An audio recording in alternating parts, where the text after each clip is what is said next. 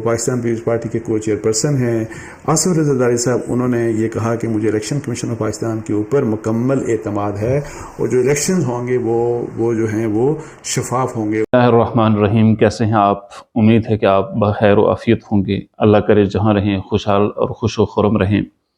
آج کے اگر اہم خبروں میں دیکھیں تو آصف علی زرداری اور بلاول بھٹو زرداری کے درمیان بھی اختلافات کی خبریں گردش کر رہی ہیں۔ اس کی کیا حقیقت ہے، اس پر بات کریں گے۔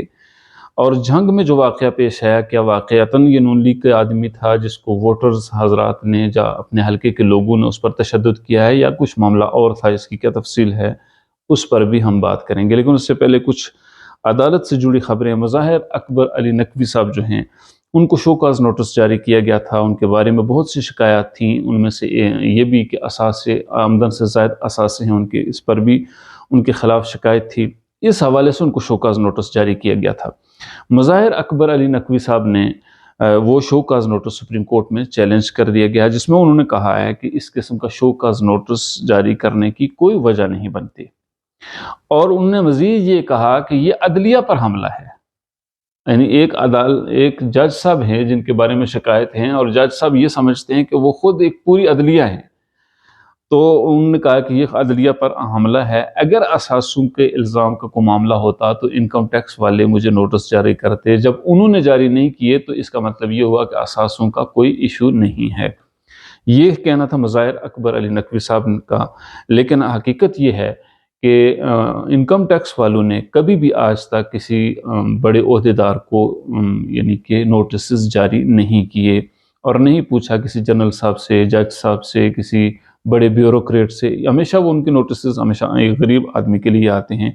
اس طرح سائفر کیس میں جو عمران خان صاحب کا جیل میں ٹرائل ہو رہا ہے، اس کی آج سماعت تھی کہ یہ جیل میں ٹرائل ہونا چاہیے یا نہیں ہونا چاہیے۔ حکومت کا موقف ہے کہ عمران خان صاحب کے لیے سیکورٹی تھریٹ ہے، اور چونکہ یہ سائفر کا معاملہ انتہائی حساس ہے، اس لیے اس کا ٹرائل جیل میں ہی ہونا چاہیے۔ اس کے حوالے سے آج سماعت تھی، اس پر یہ ریمارکس دی گئے ہیں کہ ان کی جو سیکورٹی تھریٹ کے حوالے سے جو رپورٹ ہے وہ حکومت پیش کرے تاکہ اس کو دیکھا جا سکے، اور مزید یہ کہ یہ کل تک ملتوی کر دیا گیا ہے، کیس کل امید کی جاتی ہے کہ اس پر فیصلہ آئے گا۔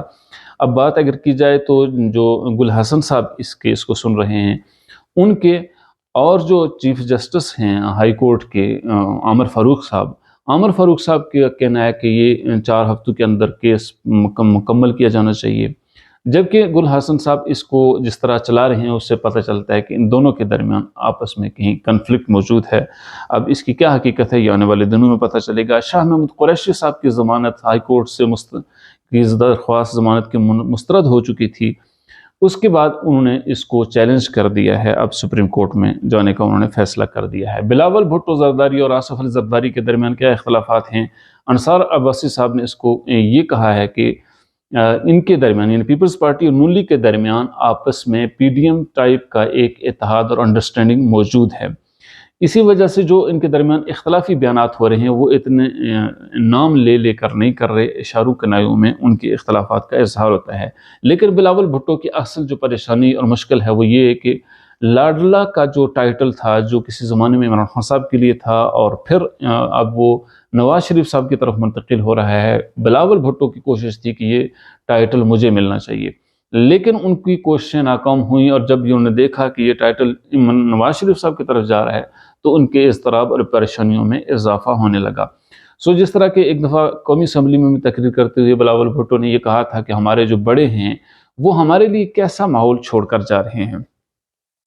اسی طرح کی وہ بات کرتے ہیں کہ یہ جو بڑے لوگ ہیں ان کو اب ریٹائر ہو جانا چاہیے سیاست سے۔ اس کے مقابلے میں یعنی کہ بلاول بھٹو کا جو موقف ہے اس میں جو بڑی بات کہی جاتی ہے وہ یہ کہ لیول پلینگ فیلڈ موجود نہیں ہے، الیکشن کے لیے سازگار ماحول نہیں دیا جا رہا، جبکہ آصف علی زرداری نے کہا ہے کہ مجھے الیکشن کمیشن پر اعتماد ہے اور الیکشن صاف اور شفاف ہوں گے، اور ماحول الیکشن کے لیے بھی بہترین اور سازگار ہے۔ اس سے پتہ چلتا ہے کہ ان دونوں باپ بیٹے کے درمیان کہیں نہ کہیں کوئی اختلاف موجود ہے۔ اب اس کی نوعیت کیا ہے یہ یقینی طور پر اس کے لیے کچھ انتظار کرنا پڑے گا۔ انوار الحق کاکڑ صاحب جو کیئر ٹیکر وزیر اعظم ہیں، انہوں نے جرگہ میں سلیم صافی سے بات کرتے ہوئے کہا کہ لیول پلینگ فیلڈ کا جو بات کی جاتی ہے یہ خود کو مظلوم ثابت کر کے ووٹر کو اٹریکٹ کرنے کا ایک بہانہ ہے۔ باقی یعنی ان کے بقول لیول پلینگ فیلڈ کا کوئی ایشو نہیں ہے۔ ادھر جھنگ میں جو آج ایک واقعہ پیش آیا جس میں جو ہے وہ مہر محمد افضل بھروانہ صاحب اور چیک نمبر یہ 261 ہے مراد والا میں جہاں یہ تصادم ہوا، ایک آدمی کے کپڑے اتار دیے گئے، اس حوالے سے جو مقامی آدمی ہیں انہوں نے جو ٹویٹ کیا ہے اس میں انہوں نے کہا ہے کہ یہ یو سی لیول کے آدمی تھے اور ان کا آپس میں زمین کا تنازع تھا، یہ کوئی سیاسی تنازع نہیں تھا، لیکن پی ٹی آئی کے لوگوں نے اسے ٹویسٹ کر کے کہا کہ یہ آدمی ووٹ مانگنے کے لیے گیا تھا۔ جب لوگوں نے انکار کیا تو اس نے کہا جی ہماری تو بات ہوئی ہے، آپ نہ بھی ووٹ دیں تو ہم جیت جائیں گے۔